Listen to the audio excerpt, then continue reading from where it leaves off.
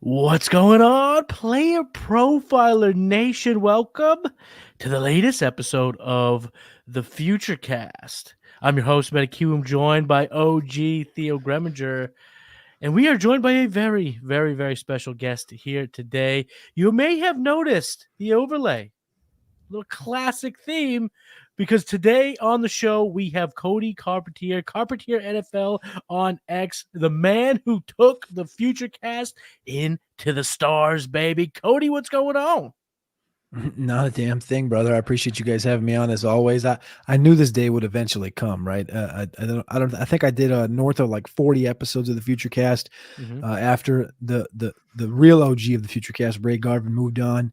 And I'm glad the show is in the hands of two of the best. So I appreciate you guys always bringing me back, and I'm excited to delve into this 2024 draft class because it's very interesting. There's some clear cats at the top of each position, and then I think it's a real conversation after that at each position. So appreciate you guys having me on. Love having you on, Cody. I love getting a chance to chop it up with you and Matty whenever possible. Got the classic overlay. It's like the song Classic Man. You could be mean if you look this clean, and you're looking clean tonight. And guys, we're here in the Futurecast, but what you're doing right now, you and Matty Kiwoom, I think that the Player Profiler listeners need to hear about this because you guys are recording quite often together. You're recording the executives. Where can people find that? And what are you doing? And kind of what's it all about? So our YouTube channel is the Executives of Fantasy Football, and it's kind of a play off of our Patreon. Our Patreon is patreon.com/executives. And over there you can find rankings. My former show from Roto Underworld, Undercovered Ops, is over there. Season 4 has been going on over the last 7 weeks. We have weekly rankings. We have a weekly waiver wire write-up. We have our combo cornerstone rankings that go up every single week. We do a Sunday night watch-along, which is on that YouTube channel, the Executives of Fantasy Football, where at 8:20, as soon as that NFL game kicks off, we kick off. And you can mute the commentators, and you can hang out with your boys and chat. And it kind of concludes at halftime with a little fastest 2 minutes where we break down the weekend. And then Tuesdays and Wednesday nights, we got the Hurdle. The hurdle is just what it sounds like. It's Tuesdays and Wednesday night. There's no football on Tuesday and Wednesday night, and we're trying to hurdle you from this week. So right now, week 10 into week 11, right? Tuesday is the day after Monday. Wednesday is the day before Thursday. We're trying to get you through the week. That's our weekly show over there on the Executives of Fantasy Football. But yeah, everything's over there at the Executives on Patreon. And then I'm also over at Roster Watch, where that's the bulk of my other work for in season, where I'm on SiriusXM on Saturdays and doing rankings and all that fun jazz. Yeah, you guys are crushing it. Crushing it, guys. Crushing it. And the disrespect that Cody has and Matty has for the Mac to not even talk about how they occasionally play on Tuesdays and Wednesdays. Utter disrespect for Maction, guys. And I gotta say, Matty Kiwoom, you have been crushing it on the game plan. You had Cody in the house, and before that you had Josh Larkey. It's been like a Player Profiler alum run here on the game plan. You're crushing it. What do you have planned this weekend on the game plan? So this weekend, actually, my invitation's been left on. It's pending. So it may be a solo show, but I'm trying to get someone that his name rhymes with Pat Fabbage. But he's leaving me on red, boy. So hopefully by the time this is out, that we have ironed out the details and Matt Babbage comes on the game plan Saturday. But if not, it's okay. We're going to get you guys ready. Shout out to Matt Babbage. Shout out to Matt Babbage. Get back at Matty Kiwoom. Do not leave him hanging. Guys, we're going to crush it tonight. I think this is going to be the first of many. We're doing a mock draft here, and we're going to do a Superflex mock draft. We're looking at the 2024 draft class. I'm getting excited. We got a lot of alpha wide receivers.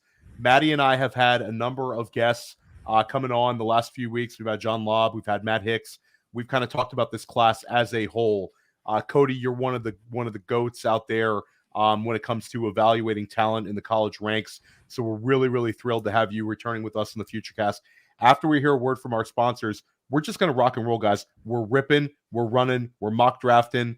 It's not even Thanksgiving, but we're going to give you a Futurecast look at this 2024 rookie class. Let's go, Matty Kiwoom. Hey, we're all starting new fantasy leagues all the time. And more often than not, where do we start our fantasy leagues at Player Profiler? On Sleeper. Because it's the best. You can imagine my excitement when I saw Sleeper rolled out Sleeper Picks, baby. And game stacking is the path to positive returns with these pick'em games. Find that sneaky shootout and set most of the players to go over their projection for that week. Or you find a game going to get dragged into the mud and take every member of the passing game for less than their projections that week. And if you pick up to 8, that's how you 100x your payout on Sleeper. It's called the Hail Mary. So if you use promo code Underworld, you get a $100 instant deposit match. Check out Sleeper's terms and conditions for details. These Sleeper picks are live in over 25 states. Yeah, buddy. The last time we put shades on Futurecast, Matty, it did not go well for Coach Prime and our boys down in Colorado. So, Cody, you're taking a big risk here. Somebody's going to go on a losing streak in college football. But Matty, before we get going, and Matty, you're super organized. You got this looking right with a nice Excel spreadsheet here. Cody, break it down for people, because a lot of people who Player Profiler have heard you break down the previous few rookie draft class. And I know, it was not too long ago that Matty, me, and you were in the draft house doing the last minute rookie mock draft, talking about this year's rookie class. And before that, we talked about the previous rookie class. Where do you kind of put this class as a whole when you compare it to 2022 and 2023? Is it the third best? Is it the second best? Collectively, where are we at? I think in totality, I gotta take these things off. I thought I was gonna be able to play a game and read the screen, not let you guys see what I'm looking at. But I can't read anything. I think in totality, the class is gonna be stronger. One at the quarterback position because of depth. I think that this class came in. We literally a month ago, we were looking at 20 plus quarterbacks. We've now lost a couple of guys. Shedeur Sanders is going to go back to school officially. Riley Leonard looks like he's going to go back. He's dealing with an injury right now. There's rumors swirling about Quinn Ewers going back. So it's kind of starting to dwindle down, but we still have a bulk at the top that I think is a little bit stronger than last year's class, just especially with the top 2 guys. And then at the running back position, I think it falls off in this class. But the receiver position, I think we're going to continue to see this year after year after year.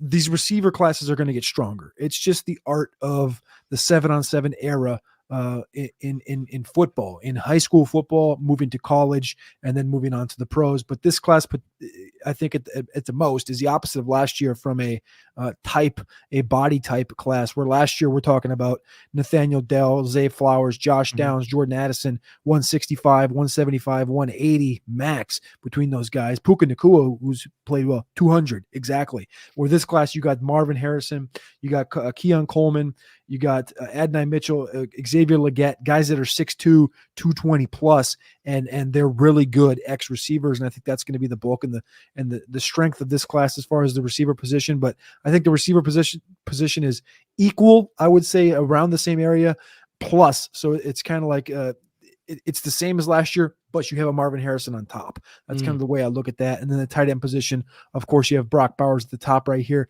But I think from a talent perspective, Brock Bowers would be the best in last year's class and the years before that. The depth of the 2023 class was 100% better than the depth of this class, but the top end strength of this one with Bowers, and I think you could put Jatavian Sanders in that same conversation.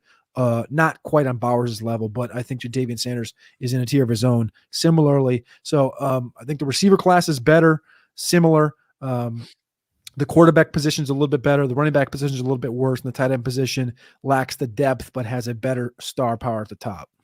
I love it, Matty. And, if you want to hear Matty and I kind of give our thoughts, definitely listen to the John Lobb and Matt Hicks episodes. Those were very good.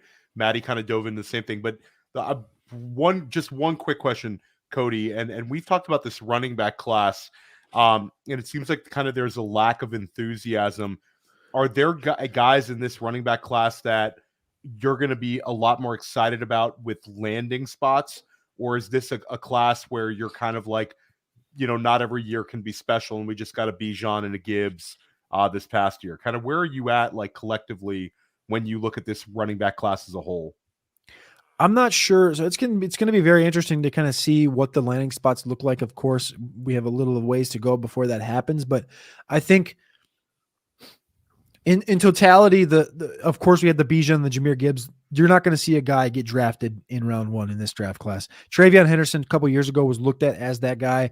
He's dealt with a bunch of stuff at Ohio State, along with a lot of good talent that's been playing around him, but he's starting to come on of late. There's still a potential with how disappointing this class has been that Travion Henderson is the first running back drafted, is the best running back in this class. But I think that there's just been a lot left to be desired from this entire class in totality. Braylon Allen also, like, he had the ability to kind of take on that next spot in Wisconsin and be like the next dude, like in the lineage of great running backs at Wisconsin, and he just hasn't really done it. I think we saw Audric Estime from Notre Dame. I think is still a guy that's kind of being slept on, I think, from everybody across all formats of life, fantasy football, NFL draft, you name it, like Devy, whatever. I think he's going to be an interesting guy, but disappointing. Blake Corum's coming off of an ACL. It's just really, Trey Benson was a guy that I honestly, if you were to ask me, who are you most excited to see that you think can potentially exploit like this entire class and take over? It would have been Trey Benson. I would have said, I'm ready to see Trey Benson go for 1,1700 and say, I'm the best running back in this class, because I think he has the body. I think he has the size. I think he has the intangibles and abilities, and he just hasn't done it this year. So that's been disappointing. And then Jonathan Brooks from Texas has, I think to this point, been the best running back in all of football. And he's obviously coming in from the Bijan Roschon situation with a great offensive line, and he's doing the most. His advanced metrics on PFF, from missed tackles forced to yards after contact per touch, it's all in line, if not better, than Bijan and Roschon. And from the testing that we have from Texas to see his speed times strength metric that they have there, Jonathan Brooks is ahead of Roschon and Bijan over there at Texas, but then he tore his ACL this past weekend. So it was just kind of like another thing. It was like, oh, Brooks is now coming out to be what's possibly the clear number 1 in this class, tears his ACL, and there's still thought that he's going to be coming out this year, because before the season, it's like newfound money, I think is the best way to put it. I do a show on Orange Bloods with Alex Dunlap on Fridays where we talk about the Texas Longhorns, and it's almost like newfound money, because if you rewind not just about 2 months ago, Cedric Baxter, the true freshman running back, was supposed to be the starting running back for the Texas Longhorns. He dealt with a little bit of an injury, and that gave Brooks the opportunity, and Brooks absolutely ran with it. I think he's front to win the Doak Walker this year, going to be a second-round draft pick in the draft, potentially the first running back off the board, tears his ACL. I think it's newfound money. He's got the respect. Mel Kiper had him as running back 1 just a week ago, and I think he's going to be a guy that does come out in this class and just deal with the torn ACL. It's going to be a similar situation to Kendre Miller. He didn't tear an ACL, but he dealt with an MCL issue throughout the entire draft process. Super annoying, but he's a good running back, and I think he's going to come out in this class as well. Just further pushes these running backs into the second round, late round 1 conversation. That's why my philosophy for Dynasty gamers has always been for this class, if you're rebuilding, you need ones, because there are receivers that will expedite your rebuild.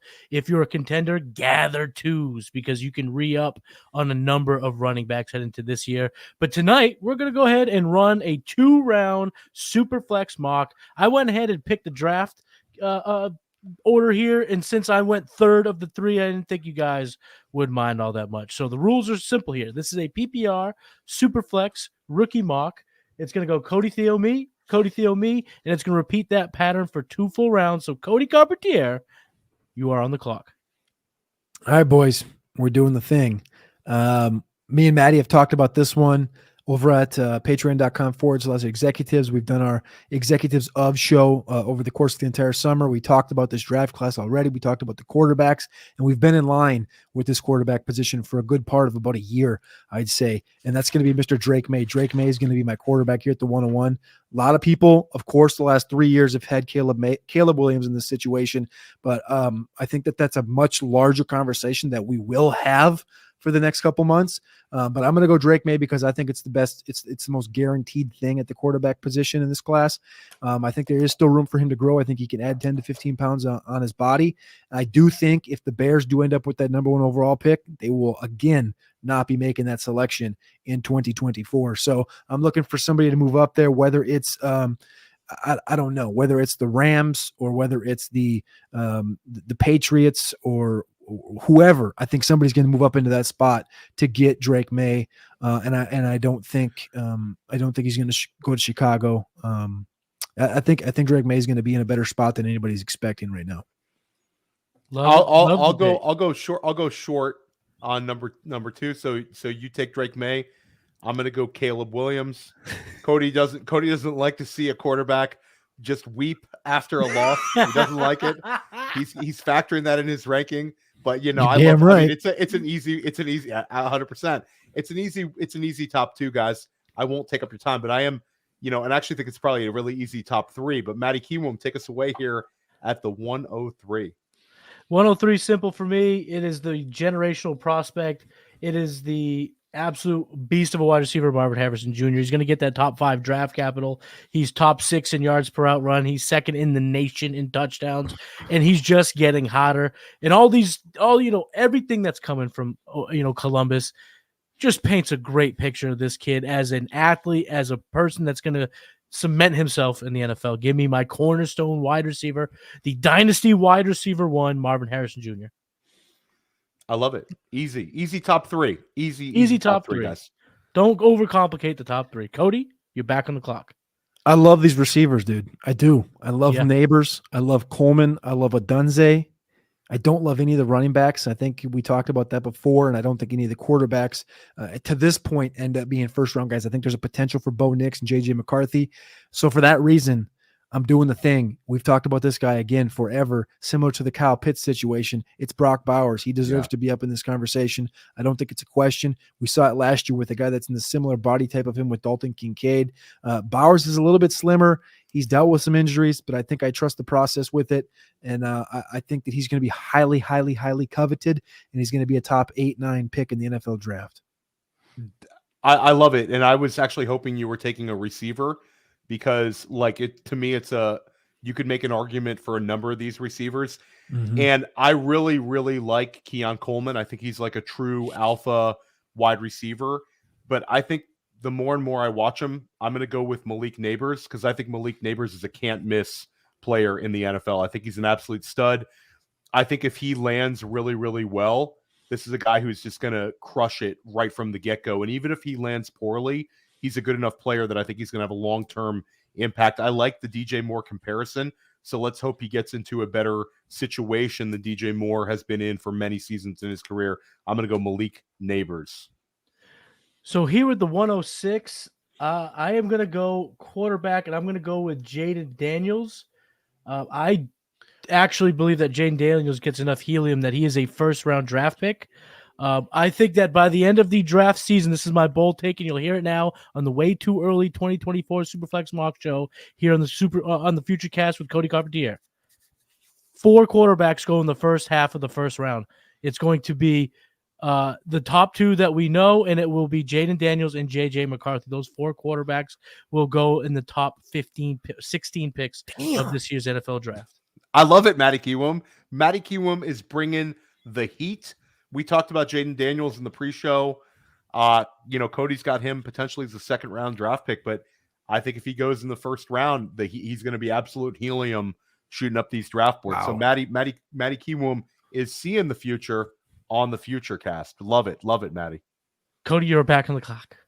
That's a helium pick right there. I love that. Mm-hmm. I like Rome Odunze. I like Keon Coleman here. I love both these guys. I think they're both very strong alphas in the NFL. I'm going to go with the better route runner. I'm going to go with Rome Odunze from Washington. He just put up 3 receptions for $111 and 2 tuggies against USC. It's a guy that we've seen garner the targets, garner the receptions, back-to-back 1,100-yard seasons.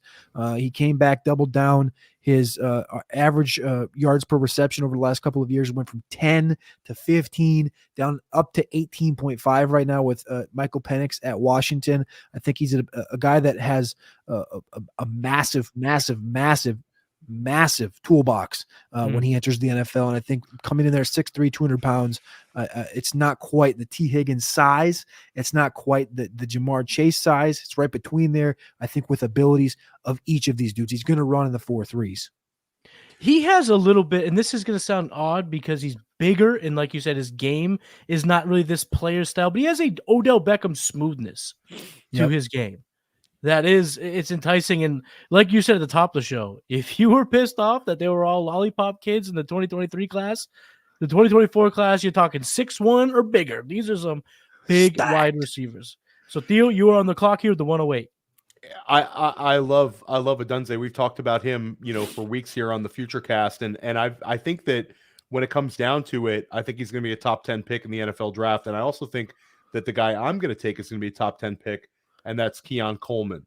Keon Coleman, it seems like we were just talking about his old teammate at Michigan State, Jaden Reed, last year, guys, and now Keon Coleman is here for us, and we saw how what a start his season had against LSU, and it's just continued. He's a big receiver. He's a true alpha. I think he'll make multiple Pro Bowls in his career. I love getting him at the 108. So here at the 109, I'm seeing my boy available, but if I'm going to go with my bold take for my sixth pick, then I'm going to go with the exact same call here at the 109. And if JJ McCarthy is available and I am in a Superflex rookie draft, I am going to want him here at the 109. He's looking more and more like a really good NFL quarterback, and you're starting to see him in these mocks rise up the boards. I'm going to go here with McCarthy with the 109. Cody, back to you. I like it. I know who you were looking at, and I'm going to leave it be. Again, I don't trust all these quarterbacks. I think Bo Nix is the only one that really has enough ability to skyrocket himself into the top half of the draft. So I do like your hot take a minute ago about Daniels and McCarthy making it into the top 16, but that's here nor there. I'm going to stay away from quarterback. I'm going to continue to push running back down the board. I'm not going tight end yet. I do think that there's a guy on there that I love, but I'm not ready yet. So I'm going to go wide receiver here, and I'm going to go to Texas. I'm going to go Xavier Worthy, a guy that's going to run probably a 4.33, 4.35. This is a guy that did it last year. He's doing it again this year. And people, I think, have kind of slowed on him. Coming into the year, he was a guy that was in the conversation to be the number 2 wide receiver in this class. And quite frankly, he is the guy that's 160. He's the 165er in this class that has the ability to take the top off of every single defense. Texas uses him in all quadrants of the field, deep, close, doesn't matter. On Saturday this past week, he was on a play that went downfield. It was a 40-yard target down the field. A different player on the team caught it, run the ball, fumbled, ran all the way back, chased him 40 yards the opposite direction, recovered the football, lined up the next play Xavier Worthy did, and ran a 60-yard go ball, caught it. This was all within the span of about a minute. This man ran about 240 yards. And when Steve Sarkisian was asked about it, he said that dude has unlimited jet fuel. He just goes. And I love that with Xavier Worthy, with the speed and not just being a one-trick pony. Like you look at Jalen Hyatt and what he does. Xavier Worthy's not a one-trick pony, and you're going to see Xavier Worthy be a first-round pick. And you talk about premium landing spots. We've done this, 3 years in a row now? The Los Angeles Chargers. That's the premium freaking landing spot for a guy like this with an arm like Justin Herbert. So I'm going to say it again, and I hope I don't say this 100 times over the course of the next freaking 6 months, but that's the player that I think belongs in that offense. I love your call, and I'll say that every year NFL teams become less and less worried about these skinny, low BMI guys, and I think this year you're going to see Worthy, and then not to table talk, but I think you're going to see Troy Franklin. We've seen so much success from Tank Dell and some of these skinny or smaller wide receivers. I love the call, but I'm going to go ahead and I'm going to snipe Matty Kiwoom here because Matty Kiwoom thought he was going to get Egbuka at the 112. So I'm going to take Kamika Egbuka right here at the 111. Easy, safe. I've seen Matty talking about how he's going to be a second-round pick instead of a first-round pick. I'm fine with that. I think he's going to land in the first 10 picks in the second round, kind of as his floor, and he's going to be a very good wide receiver for many, many years to come. Very safe, and I think until I know the landing spots, I have to take him in front of these running backs. Yep.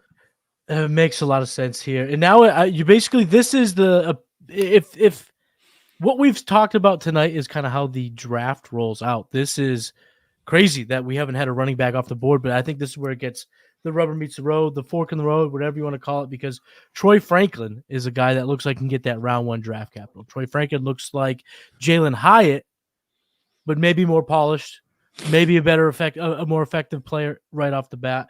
Maybe goes with better offense. Maybe that's probably Jalen Hyatt. But I'm going to go with my running back one here, and I'm going to take Braylon Allen here with the 112. Get the first running back off the board. The thing about Braylon Allen is everyone is so just ready for a bad 40 time. But if he just comes out and runs a little bit more than we expect, he's got the size, he's got the young production, he broke out early, he comes from the running back school that we can trust in Wisconsin. They've produced good running backs, seems like every 4 years. Braylon Allen, to me, is the guy that I want, the big guy, the guy that could be the bell cow. And what I love most about Braylon Allen, we've seen his receptions go up from year to year to year. So that seems like he's getting more acclimated and more comfortable in the passing game. So I'm going to go with the first running back off board, Braylon Allen. So that's going to wrap up round number 1. Let's get a quick recap. Cody with the 101 goes Drake May. Caleb Williams goes to Theo with the 102. Marvin Harrison Jr. is the 103. Brock Bowers goes to Cody at the 104. Malik Neighbors goes to the 105 to Theo. This seems pretty chalky, right? This seems like the easiest, probably smoothest outcome that these 5 guys are the first off the board. What do you think about that, Cody? I think so. I think this is pretty easy to this point. The especially the first 4. I think people are going to only continue to acclimate to Malik Neighbors. But again, I think you're still going to have people who favor the Colemans over him as well. So I think it'll be interesting. And I trust Malik Neighbors as well. I think wide receiver 2 is going to be like a really fun discussion for a lot of the offseason. I think you're going to see people, really flag planting their guy. But at the end of the day, there could be several right answers because I think a number of these guys are going to hit. So with the 106 was the first probably off the rails type of pick from what most people are seeing right now in the way too early mocks. Jaden Daniels, now I'm anticipating just a meteoric rise through the draft boards, much like what we saw from Anthony Richardson a year ago. So that's why I have him here at the 106.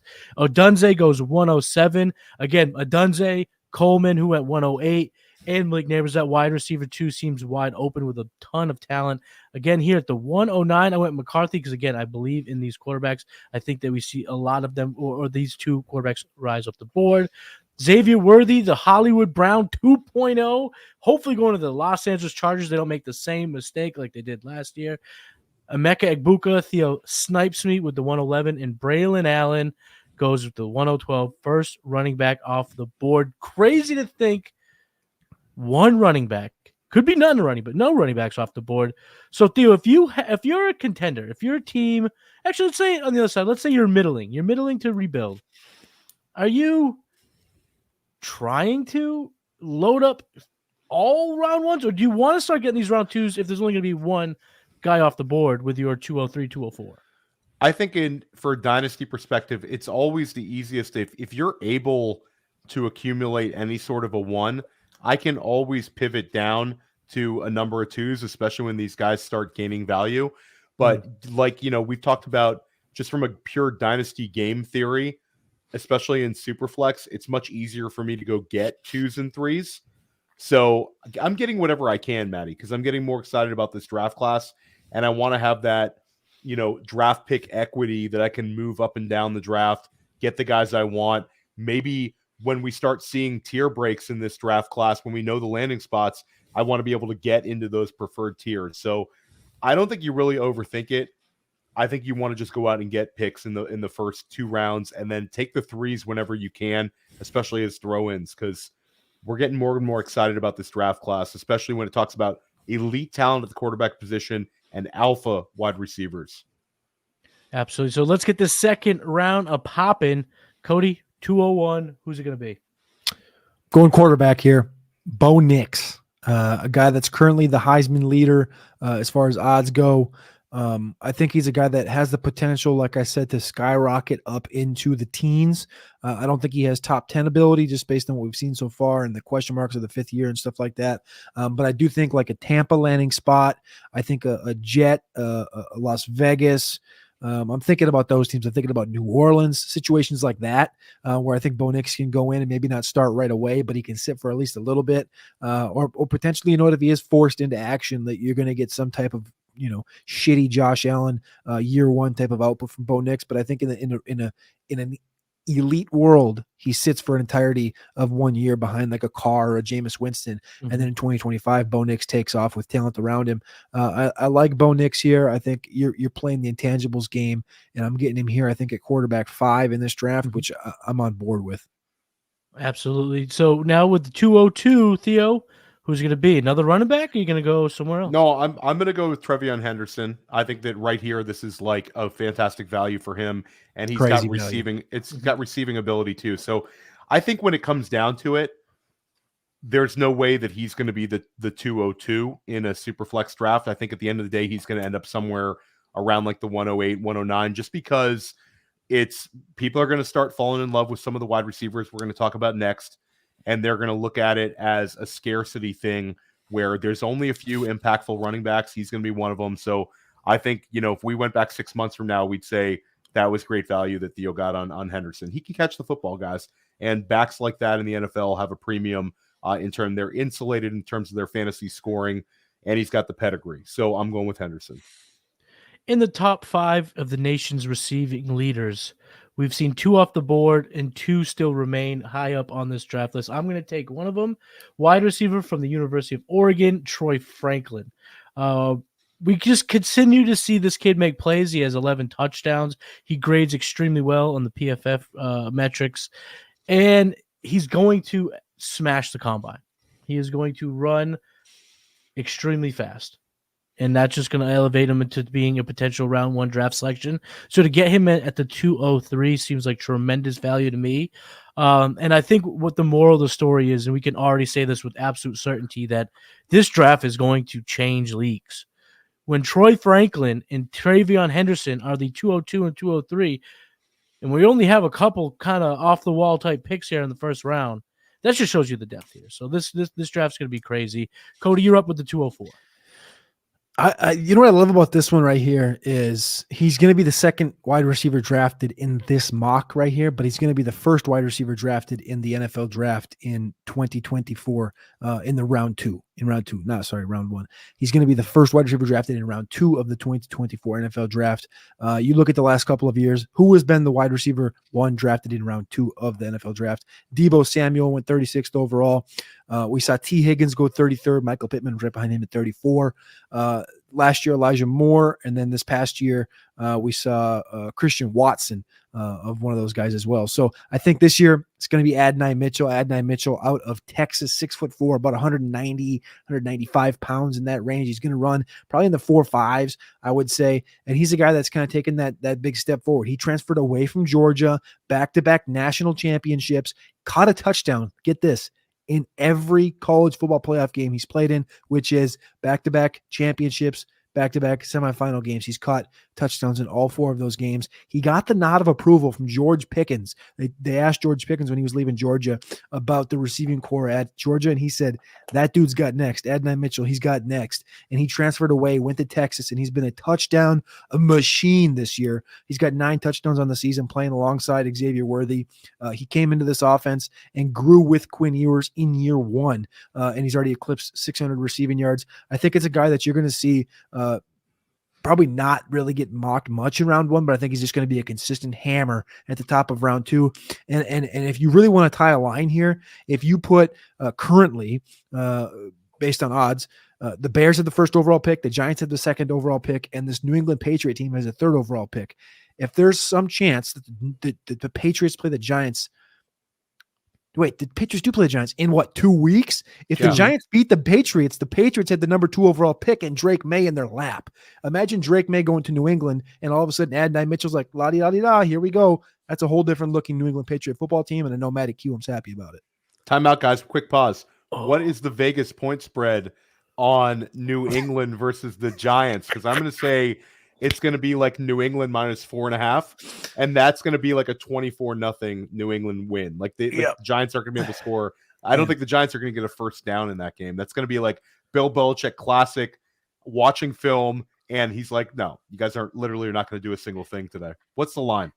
The line. Hey, Bill, do you think this team has a chance to get kind of hot?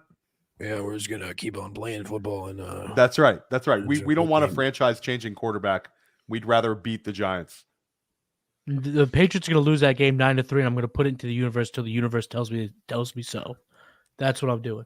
The Patriots are right. going to lose every I like game. I like 4.5 though, Theo. I do like that number. 4.5 looks great. The over under is going to be like Iowa Northwestern. 29. 29 point, yeah, All timer. 29. All 29. time low. Theo, you're up here with the 205. Okay, so I'm gonna say this is probably the last quarterback that's drafted in this draft. It's my guy Michael Penix, and I realize he's got the injury history. I realize it's not a perfect prospect, but I think he's going to end up a second-round draft pick, and I think that this is going to be somebody that's going to end up here in our Superflex drafts anyway. And if he lands really, really well, it could be a little higher. If he lands poorly, it could be a little bit lower. But I think that he's going to be a second-round pick in Superflex, and I'm going to go with Penix, the last quarterback in this kind of mini tier. Real quick, Theo, I got a question for you. If 5 of these 6 quarterbacks selected end up being first-round picks, how could that elevate their draft status in a rookie mock? So my question to you essentially is, if we see 5 quarterbacks go in round 1, you're going to be able to get some of these running backs in the middle of round 2. You're going to get these elite wide receivers at the end of round 1. It's going to be crazy. Yeah, it's going to make those early second-round picks like historically good because you're going to have access to, alpha type wide receivers. Sort of like you did potentially with like a T. Higgins. It's happened before where you had these really big hit rates at the beginning of the second round. I know Matt Hicks talked about that when he came on, how he loves getting those early seconds because you have these crazy scenarios in Superflex where the quarterbacks get drafted higher than we anticipate. NFL teams fall in love, and then we get real bargains as fantasy managers, and we get guys who are like surefire hit rate guys, where a lot of those quarterbacks might not work out.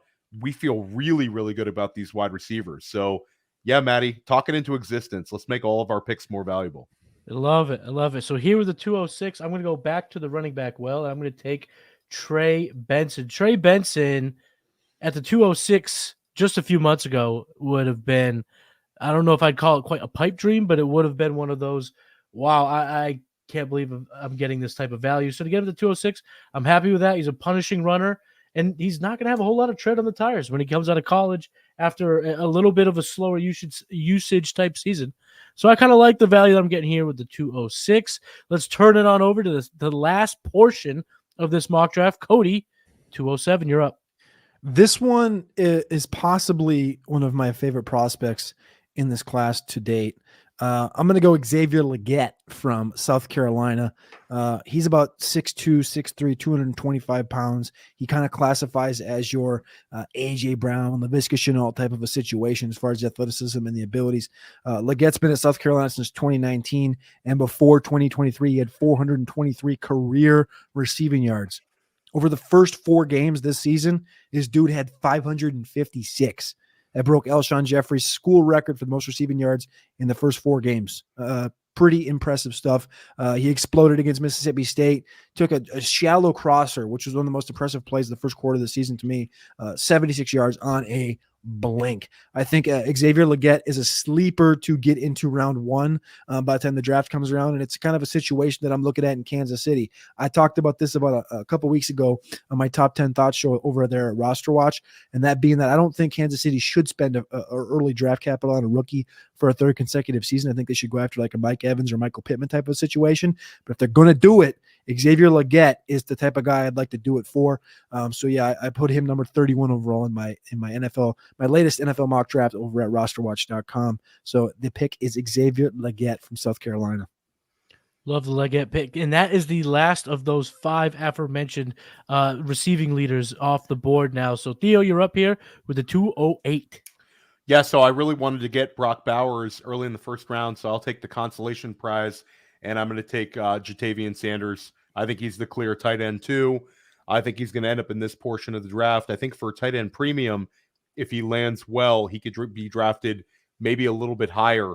But I like him a lot, and I do think it's kind of a tier break for me between him and tight end 3. So I'm going to go with Sanders here, and I'm really happy about where I got him.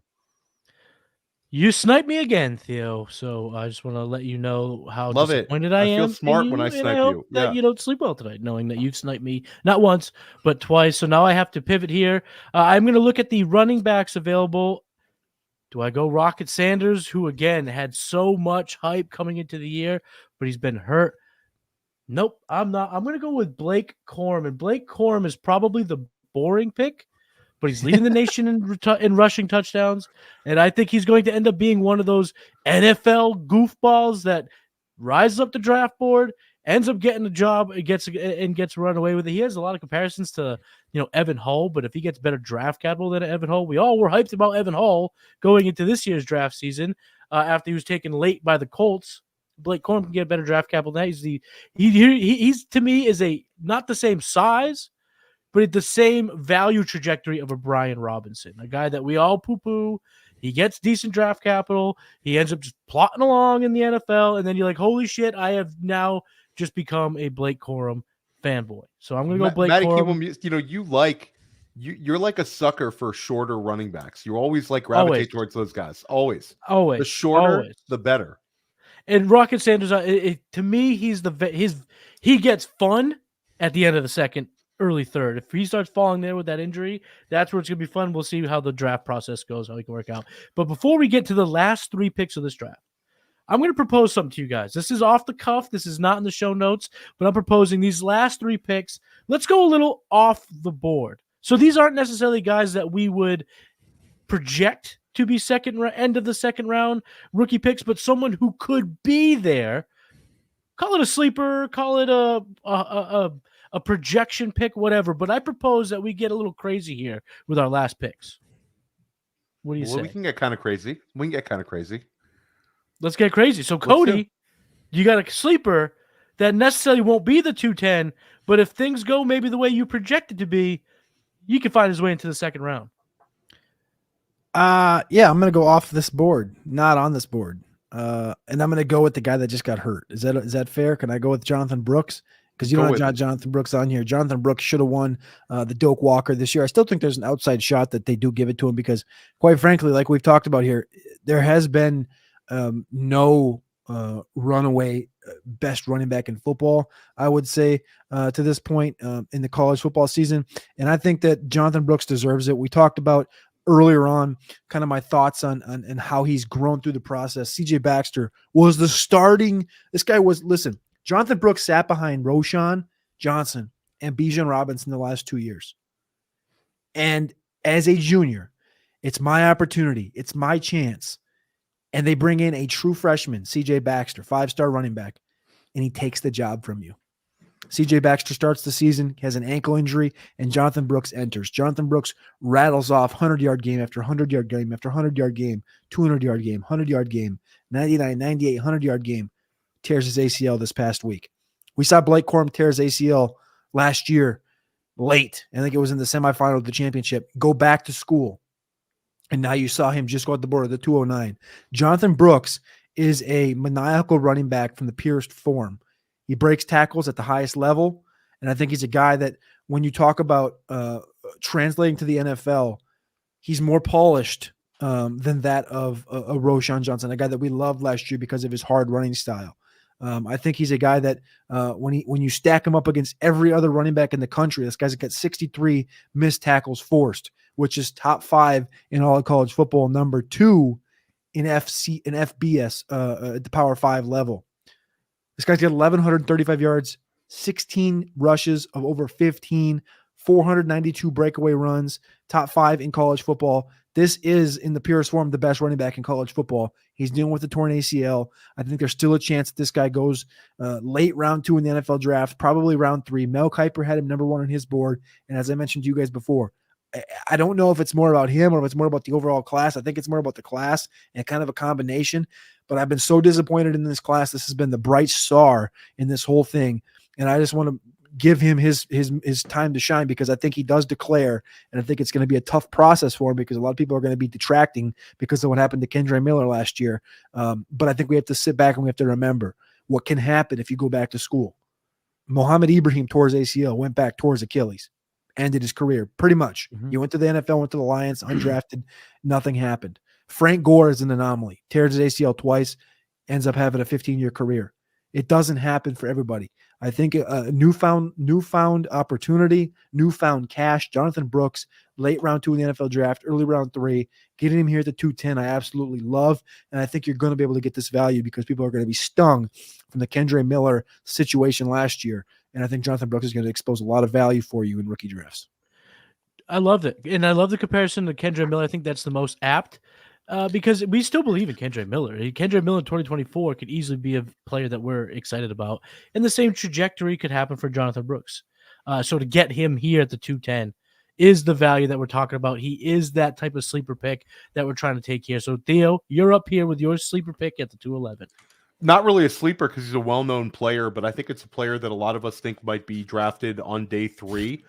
But I really like the idea of Audric Estime, and I think that he's a physical, powerful back, and I think that some team might look at him and say that this is a guy who I can use right away, to exploit light boxes, and he's a little bit different kind of running back. We've seen him also break off a number of big runs this season, and I think he's got that in his game. So I'm going to go with him. Kind of, we're going an off the board pick. I'm going with him as well, but I also like a couple guys you still got on the board here, Matty Kiwoom. So this was a tough one. This was definitely a tough one. I think everything being equal, like I like, your guy Rocket Sanders. I like Devin Neal a lot, but I'm going to go with Estime. I think that he could rise up a little bit and go a little bit higher than some people think. What do you think about the Jerome Bettis comp for Audric Estime? I don't know about that. Like I think like Bettis was just a little bit different to me. Like that was, and again, it's really hard to make wider. Yeah, he was a little bit more of a barrel shaped guy too. A little I think it's difficult for like younger people who didn't see Bettis play. Like Bettis was different than pretty much any running back in football right now. So I think that that's a little too old school for me. Off the top of my head, I can't really think of a proper NFL comparison, but I do think Michael Turner. That's a great one. So I love the Michael Turner one. I think that's a really good one in body type, running style. But we've had so much success of these like fast, agile, smaller running backs, the guys that are part of a running back by committee. But on the flip side, the running back by committees work when you have guys like Audric Estime as well. So I'm into him. I think it's interesting. And I think a couple of these running backs you got on the board here, Matty, we got to keep talking about him because Will Shipley, we could talk about him. We could talk about Donovan Edwards. These guys are all interesting when we get to this level of the draft. That's, and to your point, we've kind of come full circle this episode. Round 3s, you're going to want to grab those where you can too, because these running backs, we could look at 4 or 5 of these guys. A bunch of them will fall to the second round. I know we're getting a little crazy here with our last 3 picks, but you could add some of these other players here and get really excited about it in the 3rd round. My 212, I'm going to end this with a bang. I'm going to end this with my sleeper pick. I don't know if he ever gets into the round 2. As a matter of fact, I doubt he gets into the round 2 conversation for our rookie drafts, but I will be leaving all of my rookie drafts with this player. This is becoming the draft of bloodlines. We're getting old now, boys. We're seeing Marvin Harrison's kid come into the league. We see Frank Gore Jr. in this draft. We see Tua's brother in this draft. This is a draft of bloodlines. But there might be another one that we're all forgetting. And he's producing at the college level. And that's Luke McCaffrey, wide receiver for Rice University. Brother of Christian McCaffrey. Came into college, played quarterback at Nebraska, fizzled out. Then in 2022, went to Rice. And in his first year as a wide receiver at the D1 college level, he had 723 receiving yards, 6 touchdowns, had a yards per route run over 2. Then in 2023, this is a stat line already through the season so far. 84 targets, 51 receptions, 768 receiving yards, 10 touchdowns, and again, a yards per route run over 2. He comes from the bloodline. He's athletic. He's going to go later in the draft. Just like we were excited about Charlie football, I'm going to be excited about Luke McCaffrey throughout this draft process. So I want to put my stamp on it now and take him here with a 212, even though I don't think he's going to be in the round 2 of rookie drafts ever. where the other two guys you mentioned could absolutely be in round 2 at some point. But I want to put Luke McCaffrey's name out there so when he hits, I can play this clip. A little bit different dedication to the weight room than his older brother as well. I'd like to say he's not the No, he's not the Christian McCaffrey body type in terms of being yoked either. A little 6'2", different. 195, a little different, a little taller, but different. a little thinner. Different. So before we get out of here, it's been a great episode doing this rookie mock. Even though it's early, it's a great exercise, and I think what our listeners can get from this is look at the talent in the 2024 class. It's going to be crazy. So, Cody, before we get out of here, pick the one player that's still on the board that is your favorite. Oh, that's tough. You mentioned Rocket Sanders. He's been hurt all year. Will Shipley, you talk about backup 2 years. It was him and Travion Henderson. Travion Henderson obviously fell in this draft. Bucky Irving's got that boom speed. Reminds you too much of DeAnthony Thomas up there at Oregon. Donovan Edwards has been another guy that came into the year. I was like, this guy's got top 3, top 4 upside, and it's kind of fallen straight on its face. I think, honestly, I love Marshawn Lloyd. This is going to be a throwback pick, I guess, per se. I didn't play Devy really in the time that he was getting drafted. I'm pretty new to the Devy side of fantasy football. But Marshawn Lloyd, from his days at South Carolina, was a massive fan, and then he transferred this past year to USC to USC, South Carolina to Southern California, and I think he's meshed well in this offense. I think it's a pro style, and I think its ability for him to translate from the college game to the NFL game is going to be quick. He's probably going to be around 4, maybe around 5 guy, and that's fine. But I think his ability will portray kind of a Jerome Ford type of a situation. So I like me some Marshawn Lloyd. Motherfucker runs hard. Motherfucker run through your face. I think that's Marshawn Lloyd right there. And I think I'm going to like him in the late round 3, early round 4. The NFL draft, late round 4. In fantasy drafts, late round 3, early round 4. Love it. And I'll say for me, Matty, I'm very, very intrigued by Johnny Wilson because he's a freak. Mm-hmm. He made Bruce Feldman's freak list. And for a guy like that tall, 6'7", I think he's legitimately 235, maybe heavier. And he's apparently going to run like a 4.42. And there's some other numbers that I think are going to really stand out. So he's a very, very interesting player. Just in terms of pure athleticism and a really odd profile based on the height. So I'm interested in seeing where he lands. But if he lands really well with an innovative offensive coordinator, I think I might be in. Love these 2 picks. And guys, thank you so much. It's been a great episode. The Futurecast throwback edition with our guy Cody Carpentier in the building. Before we get out of here, Cody, plug anything. I know we talked a lot about the executives at the top of the show, but everything, just give us a quick plug. Give all the listeners where they can find you. You can go check out my latest NFL mock draft 1.0 over at rosterwatch.com. I'm going to be going through all my positional write-ups and all that stuff over at rosterwatch.com, and everything else is over at patreon.com/executives. Over there, you can find my cornerstone rankings as well as Matty Kiwoom's. You can find weekly best bets. We're hitting at a 68% rate this year. You can find waiver wire, undercovered ops, formerly of Player Profiler. Just a bevy of shit over at patreon.com/executives. As always, I appreciate both of you boys. Man, we got a good 6 months ahead of us. I can't wait. Yeah, it's going to be fun, man. Going to be fun. Theo, where can people find you? You can find all my written work at Player Profiler. You can find all of my podcasts right here on Player Profiler YouTube. I started out Dynasty Life. I had Ryan McDowell on. Heath Cummings is coming on Friday. Awesome. I'm not sure when this is going to drop, Matty, but if you look at, right here on Player Profiler YouTube, you can find it. Next week, Ian Miller from the 33rd team. And then press coverage, First Class Fantasy, Sonic Truth. I'm everywhere.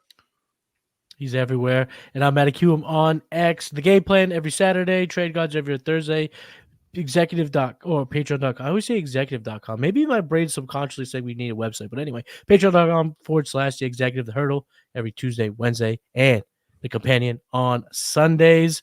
That is the Futurecast. We will see you later. Hey, I want to take a moment to thank you for tuning in. It's important to me that all of our media be free. This is only possible because of you, allowing a true independent sports media enterprise to thrive unlike any other in the business. So please subscribe to the All In package to continue to make all of this possible, to ensure that all of our stats, information, data, content is available to you, especially you, the people that get the site and get the show.